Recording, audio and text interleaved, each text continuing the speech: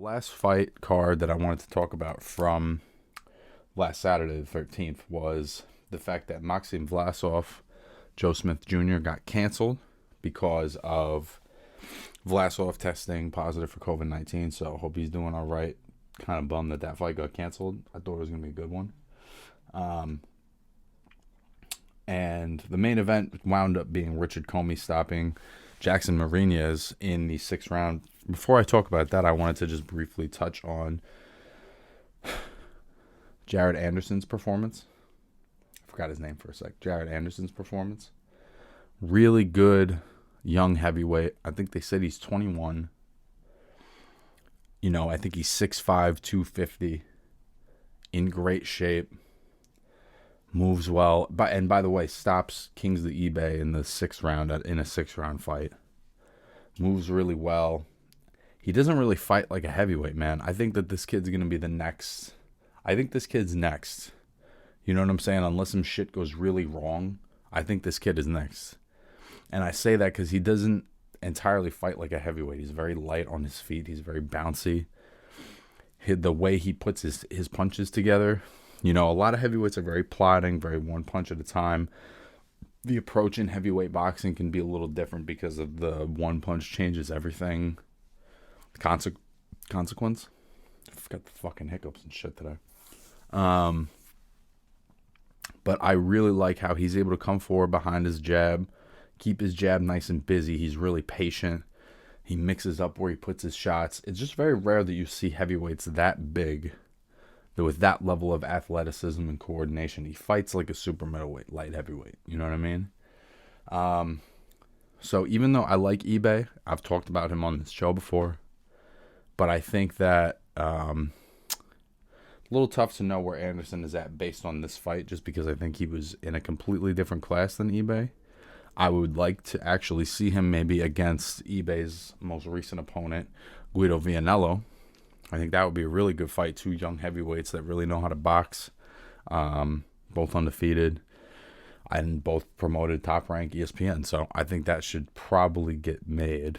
I know they're probably trying to move him along slowly, but I think that would be a good test for both of them because I think Guido's a good fighter too.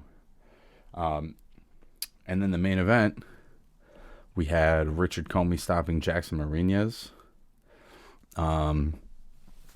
I like Commey's game, man. He's fun to watch. He's definitely has technical flaws, and he's easy to hit sometimes.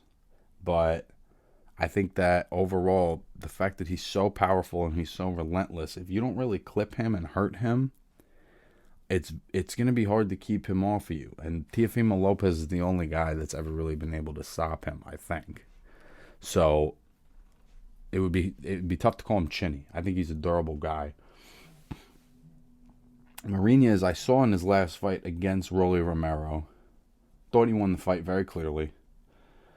And I was actually a little surprised in this fight. I thought Marinez might win just because he has really good feet. He's got pretty good technical boxing skills, which kind of threw Romero off. But this is where you see class levels. You know what I'm saying? Like, Commey knew, because he's been in there with top guys, he knew when to apply that pressure, when to get physical.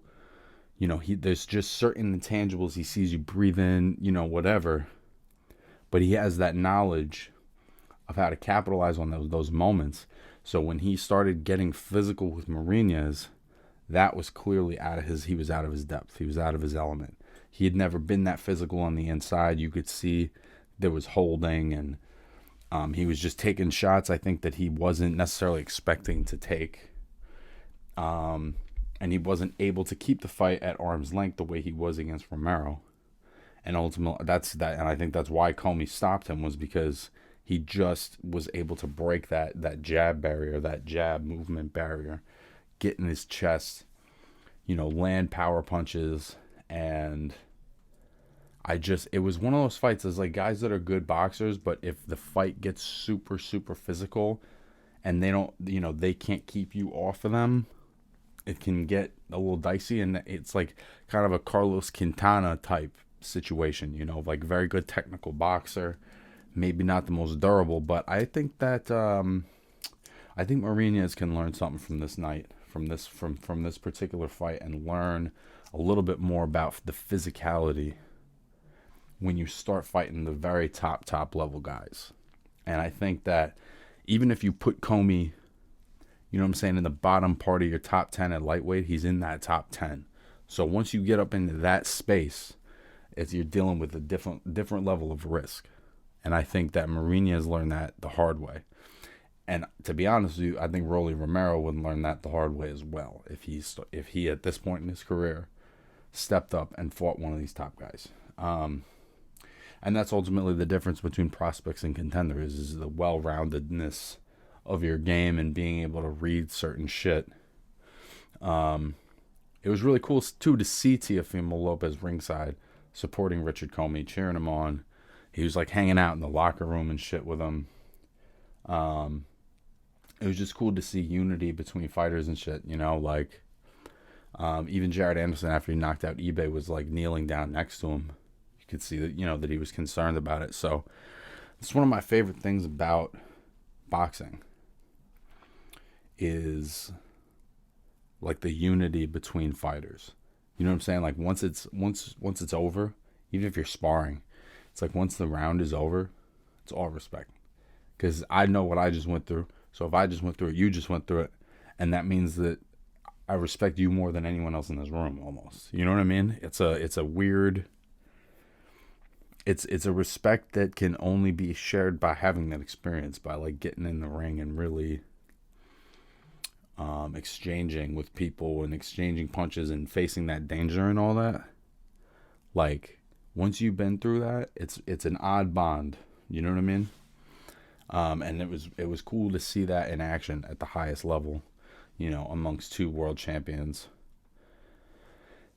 And that's ultimately what it's all about, man. You know, and I've always wished that, like, boxing got more respect than it gets, because these guys are risking their lives. And I've constantly tried to remind everyone of that on this show if I can. Like, these guys are genuinely, and girls are genuinely risking their lives every time they get in the ring. So to talk about boxing like it's a, you know, like a baseball game or a basketball game, you know, it's just not the same thing. There's different stakes in this sport.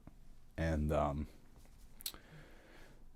yeah, so I know that was kind of a tangent, but I just think that when fighters show respect like that, you're really able to see what these guys are going through to get to that point, because only two fighters could know what a fighter goes through. You know what I'm saying?